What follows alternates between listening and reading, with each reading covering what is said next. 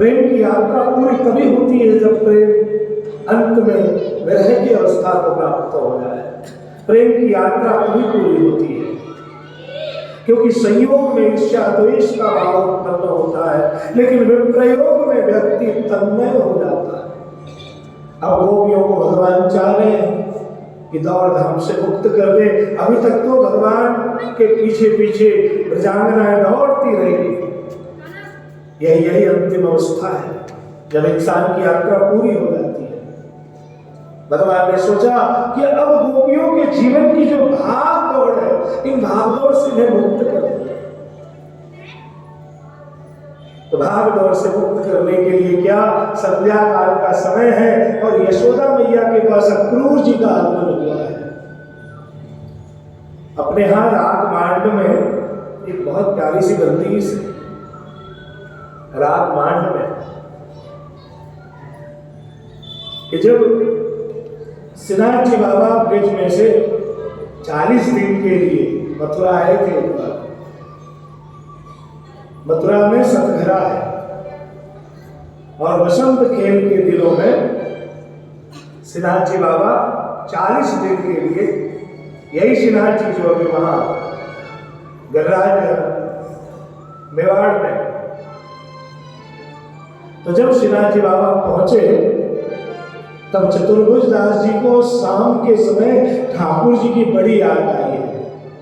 और जब ठाकुर जी की बड़ी याद आई तब क्या कहा, गोवर्धन वासी सावरे लाल तुम बिन रहो न जाए। गोवर्धन वासी सावरे लाल तुम बिन रहो न जाए। गोवर्धन वासी सावरे लाल तुम बिन रहो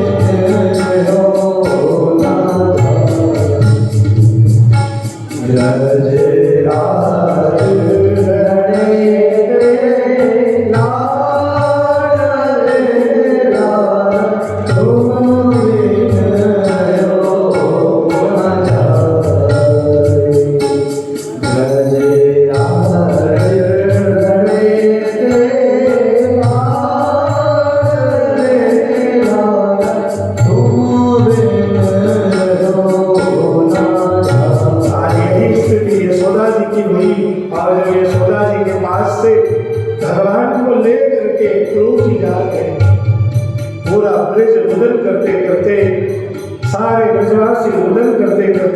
पूरे ब्रज में आज एकत्रित हो गए और सब के सब ने कन्हैया को रोकने की बड़ी चेष्टा की।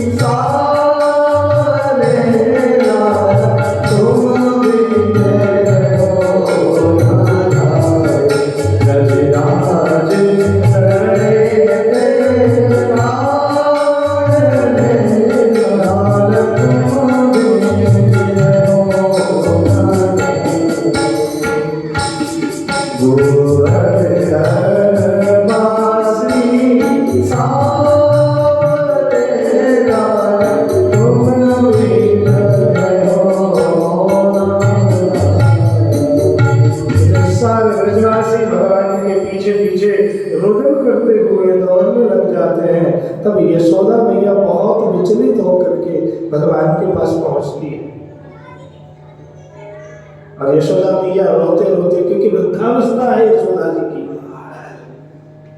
एक माँ अपने बच्चे को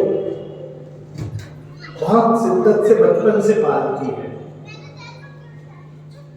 पुत्र के प्रति इतना मोह होता है माँ को, और इतने प्रेम से माँ अपने पुत्र को पालती है। और जब पुत्र कभी हमेशा के लिए जाने लग जाए, उस समय उसके हृदय की जो वेदना है वो वही समझ सकती है। जब इस स्थिति को यशोदा मैया प्राप्त हो गई, भगवान ने देखा कि माँ बहुत रुदन कर रही है।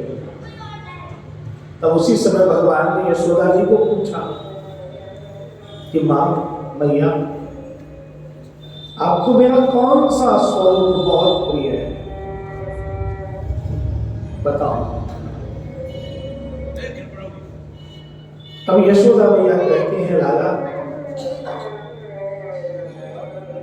वो जिस रूप से आपने गिरिराज पर्वत को धारण किया था,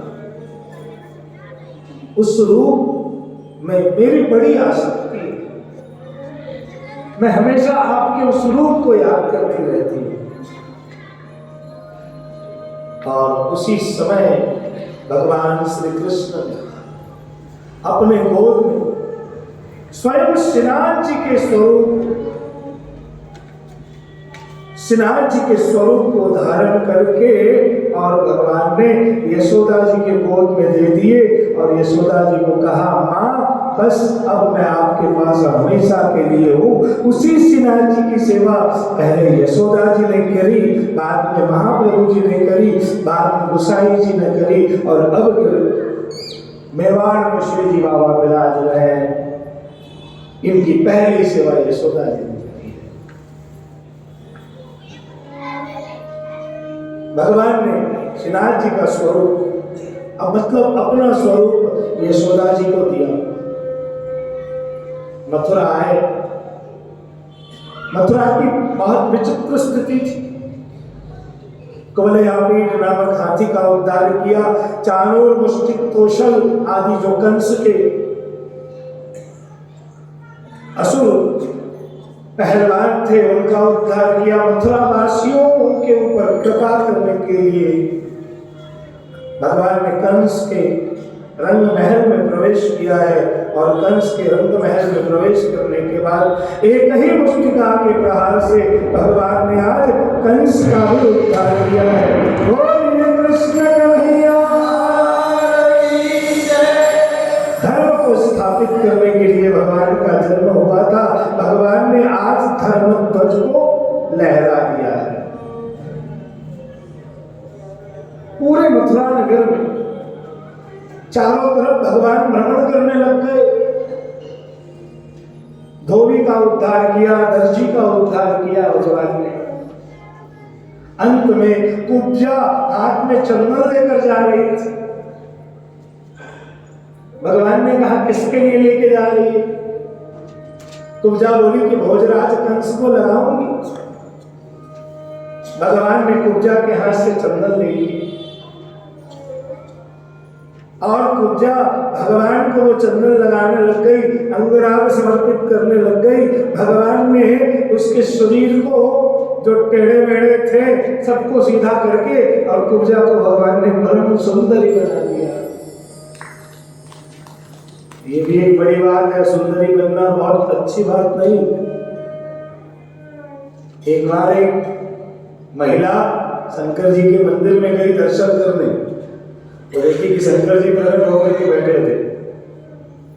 हमेशा शिवलिंग के रूप में रहते थे, आज प्रकट हो गए थे। महिला जैसे ही शंकर जी के पास गई, शंकर जी बोले, आज वरदान देने के लिए बैठा हूं, 3 दिन में 3 वरदान दूंगा। महिला तो रोज शंकर जी के मंदिर में जाती थी। शंकर जी प्रकट हुए आज पहली बार। बोले, ठीक है, जो मांगना है मांग। बोली, मैं तो रोज आपके मंदिर में आती हूं। भोलेनाथ बोले, लेकिन प्रसन्न मैं आज हुआ। बोल, क्या चाहिए? और ध्यान रखना, जितना तुमको दूंगा उससे 10 गुना अधिक तुम्हारी सास को दूंगा।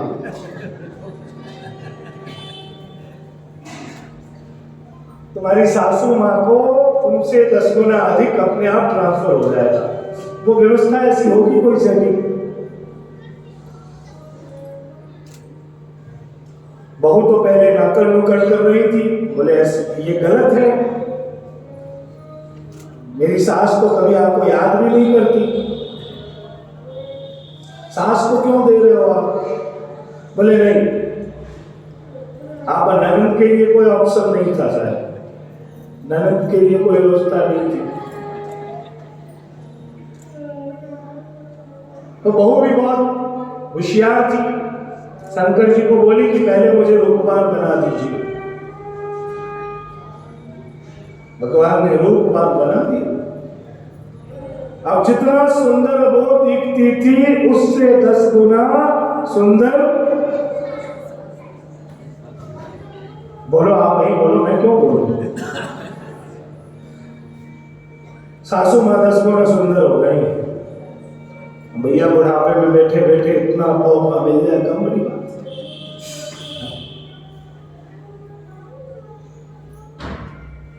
दूसरे दिन फिर से गई।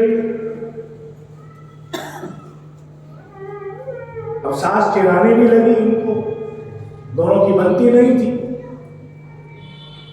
दूसरे दिन गई, भोलेनाथ को कहा कि अब दरबार बना दो। भगवान ने दरबार बना दिया, उससे 10 गुना अधिक। सास ने तो बड़े बड़े सुंदर सुंदर बंगले, फार्म हाउस, स्विमिंग पूल सब बनवा लिए। अब इसके पास तो धन की कमी थी, उसके पास 10 गुना अधिक था। अब ये सोचने लग गए कि अब क्या करूं। सास रोज चिढ़ाती थी। 6 महीने के बाद फिर से मंदिर में गई। भोलेनाथ बोले कि एक वरदान अभी बाकी है। तो क्या बोली मालूम है आपको? भोलेनाथ को बोली कि फिर वही शर्त है कि चेंज हुआ? नहीं, तुमको जितना उससे 10 गुना अधिक। सास को तो बहू ने कहा कि बस मुझे ज्यादा कुछ न चाहिए, बस एक छोटा सा माइनर हार्ट अटैक मुझे दे दो, बस छोटा वाला के अटैक, हार्ट अटैक।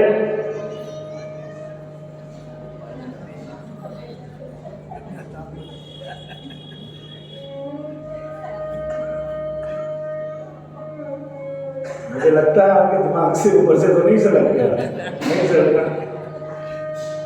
इसने हार्ट अटैक मांगे, वो भी एकदम माइनर हल्का, एक झटके आते हैं ना वो वाले। तो सास को कितना मिला होगा?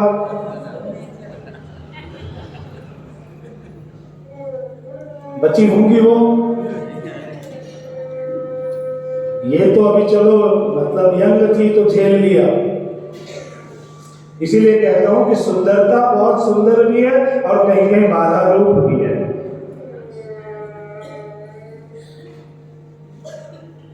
तो कुब्जा बहुत सुंदर हो गई और सुंदर होने के बाद भगवान से प्रार्थना करती है, प्रभु घर पे पधारे। भगवान कुब्जा के घर पे पधारे। कुब्जा के सारे मनोरथ ठाकुर जी ने पूर्ण किए और पूर्ण करने के बाद भगवान सांदीपनि आश्रम उज्जैनी में गुरुकुल में पढ़ने के लिए पधारे। सुंदर सांदीपनि की भूमि, अवंतिकापुरी, क्षिप्रा नदी का तट। भगवान महाकाल स्वयं भगवान श्री कृष्ण के पास पहुंचते थे। प्रभु जब अवंतिकापुरी में पधारे, भगवान श्री कृष्ण सुंदर क्षिप्रा जी का तट है, महाकाल वन है और महाकाल वन में सांदीपनि आश्रम में अब जाकर के भगवान को गोपियों की याद आती है। कभी यशोदा जी की याद आती है, कभी भगवान के ब्रज के जो बाल सखा है वो भगवान को याद आने लग गए। रात और दिन भगवान को यशोदा मैया की याद आ गई। आप उज्जैन जाइए तो उज्जैन में बहुत ही सुंदर श्री महाप्रभु जी की बैठक है। और श्री महाप्रभु जी के बैठक में अत्यंत प्रसन्नता से श्री महाप्रभु जी विराजमान हैं। इस पूरे भारतवर्ष में श्री महाप्रभु जी की कुल 84 बैठक जी है और इन 84 बैठक जियों में सभी बैठक जियों की अपनी महिमा है। और याद रखिएगा आज भी इन सभी बैठक जियों में श्री महाप्रभु जी विराजमान है। इन 84 बैठक जियों में से अपने पटना के पास हाजीपुर में महाप्रभु जी की 2 बैठक जी, 29वीं बैठक जी और 30वीं बैठक जी। आज समय कम है इसलिए मैं महात्मा का वर्णन अधिक नहीं करूंगा, पर इन 84 बैठक जियों में हाजीपुर बैठक जी की महिमा अलग से है, वो मैं आपको बता दूं। खाली उस बैठक जी में श्री महाप्रभु जी 1 वर्ष पर्यंत विराजमान है। 1 साल तक श्री महाप्रभु जी विराजे। और दूसरी सबसे बड़ी विशेषता प्रियजनों कि श्री महाप्रभु जी जब वहां से जा रहे थे तब श्री महाप्रभु जी के सेवक भगवान दास जी उसी के घर में महाप्रभु जी रुके थे। बार बार भगवान दास जी मूर्छित हो जाते थे, तब अंत में महाप्रभु जी ने भगवान दास जी को ये वरदान दिया है कि यहाँ मैं नित्य विराजमान रहूंगा और नित्य विराजने का वचन दिया है, ये मेरा नित्य निवास होगा। ये वार्ता जी में आप सब पढ़ लेना। दूसरी सबसे बड़ी बात कि जब काशी हनुमान घाट पे महाप्रभु जी आसुर व्यामोह लीला कर रहे थे। आसुर व्यामोह लीला मतलब पृथ्वी को छोड़कर जब स्वधाम पधार रहे थे, तब स्वधाम गमन के बाद बहुत से वैष्णवों के मन में बड़ा ताप हुआ, क्या महाप्रभु जी के बगैर हम कैसे रहेंगे। तब सारे वैष्णव हाजीपुर पहुंचे और महाप्रभु जी के सेवक भगवान दास जी को विनती करी कि वल्लभ स्वधाम पधार गए। बोले ऐसा हो ही नहीं सकता है, मैंने तो आज ही सवेरे वल्लभ के दर्शन किए और ठीक उत्थापन का समय हुआ और घंटानाद करा करके उत्थापन के समय जैसे ही भगवान दास जी मंदिर में पहुंचे और दर्शन खोला तो जितने वैष्णव थे सबको श्री महाप्रभु जी विराजमान होकर के दर्शन देते हैं और सबको महाप्रभु जी का दर्शन होता है। हमें तो कई बार हमारे पिताजी को तो हमेशा ही साक्षात्कार हुआ, इसीलिए पूरे देश दुनिया को छोड़ करके मैंने उसी बैठक जी में रहना स्वीकार किया।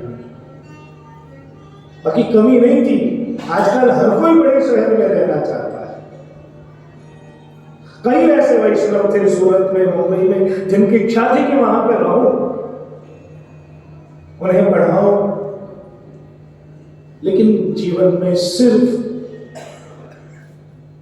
धन के पीछे जिसने भी दौड़ना शुरू किया है वो जीवन में दौड़ते रह जाता है। अगर आपको दौड़ना ही है तो एक बार ठाकुर जी के पीछे दौड़ कर देखिए, आपकी जिंदगी की दौड़ समाप्त हो जाएगी। ठाकुर जी पूरी यात्रा करें।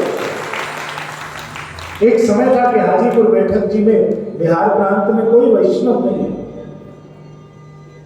बिहार प्रांत में कोई वैष्णव नहीं है। महाप्रभु जी 100 ग्राम मिश्री आरोपी थे। और आज जब आप दर्शन करोगे YouTube पे, Facebook पे, हमारी आईडी पे, व्हाट्सएप ग्रुप पे, तब आपको लगेगा कि दूध घर की सेवा महाप्रभु जी की अद्भुत प्रकार से श्री महाप्रभु जी के बैठक का चरणोद्धार भी हुआ। आज बैठक जी में बहुत सुंदर गौशाला भी है, छोटे छोटे बच्चे वहां पढ़ने भी आते हैं। जब मैं वहां रहता हूं तब शास्त्र पढ़ने के लिए आते हैं और सुंदर महाप्रभु जी की सेवा चल रही है। और आप वैष्णवों की व्यवस्था है तो ब्रज में जतिपुरा मुखारबिंद के पास एक बहुत बड़ी जगह भी ले ली गई है। उसकी सूचना आपको बाद में आएगी वैष्णवों के रहने के हिसाब से, क्योंकि हाजीपुर तो वैष्णवों का इतना आना जाना नहीं होता है, ब्रज में आना जाना होता है। तो ब्रज से बैठक जी का निर्वाह हो, इसलिए यहाँ पे एक जगह भी है। उस पे निर्माण कार्य कुछ ही समय में प्रारंभ होगा। आपसे जो मुझे निवेदन करना है, बहुत कम शब्दों में निवेदन करना चाहता हूँ। हमने बैठक जी के निर्वाह हेतु, बैठक जी के संचालन हेतु भविष्य में भी कोई दिक्कत ना आए, क्योंकि आज मैं हूं तो चारों तरफ कथा कर रहा हूं। पिताजी के समय तक बड़ी स्थिति खराब थी। बाद के लिए व्यवस्था हमने बनाई कि कुछ आजीवन सदस्य जिनके द्रव्य बैंक में जमा हो जाए और जिस द्रव्य से बैठक जी की सेवा चलती रहे, तो हमने एक व्यवस्था बनाई। 1,51,000, 25,000 और 11,000। कम से कम कोई वैष्णव अपने विवाह तिथि, जन्मदिन 11,000 भी ट्रस्ट में जमा करा दे, तो उसके ब्याज में से 365 दिन के अगर 365 मनोरथी हो जाते हैं तो बैठक जी को चलाना थोड़ा सरल हो जाए। और गौ माता के लिए हमने एक पेटी रखी है। आप सबको जो प्रेरणा हो गौशाला की पेटी में अपनी इच्छा से दान करिए, ताकि वहां के गौशाला का भी निर्वाह होता रहे और आपकी सेवा पहुंचती रहे। ये मेरे लिए बड़े सौभाग्य की बात है और श्री महाप्रभु जी की बड़ी कृपा है कि विदिशा में मैं तीसरी बार आपको कथा सुनाने आया हूँ। इतना प्रेम मुझे प्राप्त हुआ है, पहली बार नहीं, 10 साल पहले से मैं आ रहा हूँ ठाकुर जी के पास, और हमारा आपका प्रेम पहले की तरह चिरंजीवी है। हृदय में उतना ही सम्मान आपके प्रति, उतने ही भाव। बिल्कुल मुझे इतना समय नहीं मिल पाता है कि मैं सबके फोन उठा सकूं, लेकिन बस याद रखिएगा, मेरी मेमोरी में, मेरे हृदय के कोने कोने में विदिशा के वैष्णव बसते हैं, और ये बहुत जिम्मेदारी के साथ व्यासपीठ से कहता हूं, क्योंकि मेरे लिए आप वो हो। जब हमने कथा की शुरुआत की थी तब से आप मुझे बुला रहे हो। आज बुलाने वालों की कमी नहीं है, बुलाने वाले बहुत हैं, लेकिन मेरे लिए उनका महत्व है जहां मैं अपने प्रारंभिक दिनों में उनके बीच जाया करता था। और ये वही भूमि है जहां दशमस्कंद की कथा हुई, इसी मंच से गोवर्धन लीला की कथा हुई, और इसी मंच से आज परम आत्मीय ब्रजमोहन दास जी, स्वर्गीय श्री ब्रजमोहन दास जी, एक आदर्श व्यक्तित्व, ऐसा जीवन इन्होंने जिया। हमेशा जीवन को इत्र के समान जीना चाहिए कि जीवन हम जिए और सुगंध दुनिया को आए, ऐसा अद्भुत जीवन आपने जिया। राजनीति में ऐसे लोगों को ढूंढना अब संभव नहीं। एक त्याग पूर्वक, त्याग में जीवन जीने वाले महापुरुष की स्मृति में ये कथा हो रही है। मैंने कोटि कोटि प्रणाम करता हूँ, और आपकी धर्मपत्नी है जो आपके पदपंथ में चलने वाली शांति बहन जी को बहुत बहुत बधाई देता हूँ, और आपके समस्त बच्चे, जामाता, पुत्र, पुत्र वधू, संपूर्ण परिवार को बहुत बहुत व्यासपीठ से मंगल बधाई, मंगल शुभकामनाएं। प्रिय वैष्णवजन, बैठक जी की बहुत बातें मैंने संक्षिप्त में इसलिए कि यहाँ का समय हमारा बहुत मर्यादित होता है, और मैं अपने लिए कुछ ज्यादा कहना भी नहीं चाहता हूँ। बस इतना कहूंगा कि हाजीपुर एक ऐसी जगह है जहाँ वैष्णव नहीं है। वहां अगर आपकी सेवा पहुंचती है तो निश्चित रूप से महाप्रभु जी को बहुत सुख प्राप्त होगा, और हमने जीवन में यह साक्षात्कार किया है कि वहां महाप्रभु जी नित्य विराजते हैं। इसलिए हमने कहीं और रहना, किसी भी तीर्थ में जाने की इच्छा नहीं होती। एक ही स्थान है, बस श्री महाप्रभु जी, और ये जो विद्या है, सुबोधनी जी है, सब उन्हीं का कृपा आशीर्वाद है, और मेरे पूज्य गुरुदेव की प्रसादी है। तो शांति बनी में बैठे बैठे भगवान को जब यशोदा जी की याद आती है, तब भगवान वापिस मथुरा पहुंचे हैं, मथुरा में आने के बाद वसुदेव जी को लगा कि बच्चा बहुत छोटा है, और बच्चा जब बहुत छोटा है तो वसुदेव जी को लगा कि किसी बुद्धिमान व्यक्ति को बुलाना चाहिए। उस समय के सबसे बुद्धिमान व्यक्ति थे उद्धव जी। तब उद्धव जी को बुलाया है। वृष्णिनाम प्रवरो मंत्री कृष्णस्य दैतः सखा शिष्यो बृहस्पतिर्यस्य उद्धवो दिशतम्। उद्धव जी को बुलाया है। उद्धव जी भगवान को समझाते हैं। अच्छा, एक बात आपको मालूम है कि नहीं, कभी भी ज्ञानी से ज्ञानी को मत भिड़वाना, दोनों सिर फोड़ लेंगे एक दूसरे को। ज्ञानी के पास ज्ञानी को नहीं भेजना चाहिए समझाने के लिए। अगर ज्ञानी के कान को पकड़ना है तो किसी प्रेमी को उसके पास भेज। हाँ, उद्धव शुद्ध है। अगर ज्ञानी को सीधा करना है, अरे भैया ब्रज में तो बड़ी स्थिति खराब है, हम जमुना जी पूजन कर रहे थे, एक चौबे जी संकल्प कराए गए आए गए। अब चौबे जी ने संकल्प करवाई, शायद चौबे जी को तिथि मुहूर्त का ज्ञान नहीं था। अब शुक्ल पक्ष में उन्होंने कराया कि कृष्ण पक्षे अष्टम्याम तिथौ। मेरा दिमाग बिगड़ गया, मैंने चौबे जी को तो महाराज ये कृष्ण पक्ष नहीं शुक्ल पक्ष है। मालूम है चौबे जी ने क्या जवाब दी?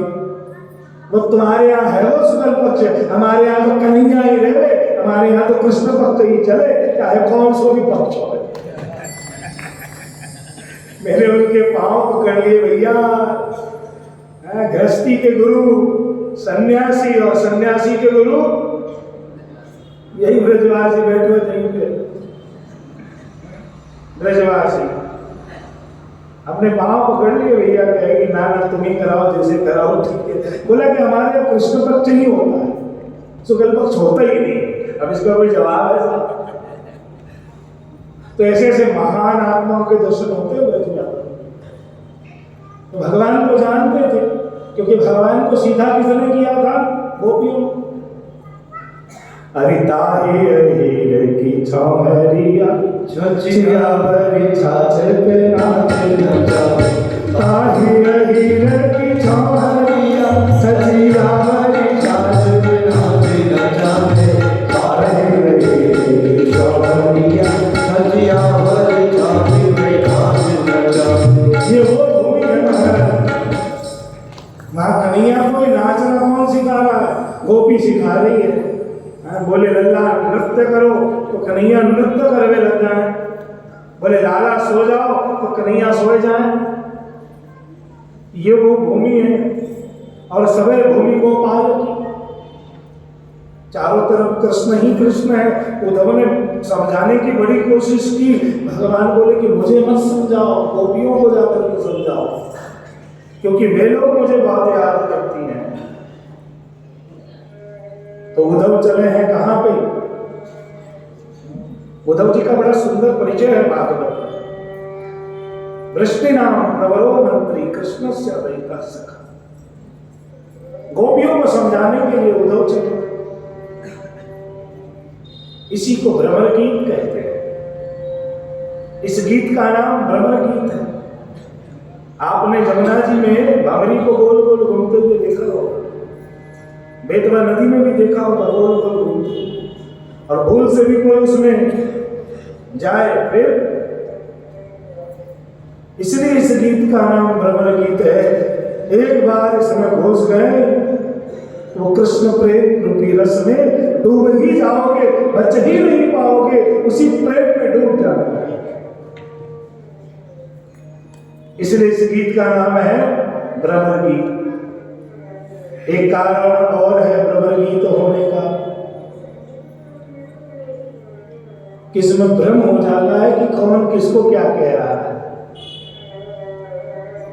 क्योंकि उद्धव जी जब गोपियों के पास पहुंचे कृष्ण का संदेश लेकर के, उस समय एक भ्रमर भंवरा पहुंचता है। और भंवरा गोपियों के चरण को स्पर्श करना चाहता है। तो जब गोपियों के चरण को भंवरा स्पर्श करना चाहता है, तब गोपी कहती है कि तू मुझे मत छू। उद्धव जी ने कहा कि इसमें इसकी क्या गलती है, चरण तो छू लेने दे। बोले ये भ्रमर नहीं है। बोले कौन है? बोले स्वयं श्याम सुंदर है। याद करिए महाराज, उद्धव को भगवान ने भेज दिया, लेकिन स्वयं भ्रमर के रूप में पहुंचे हैं गोपियों के चरण को छूने।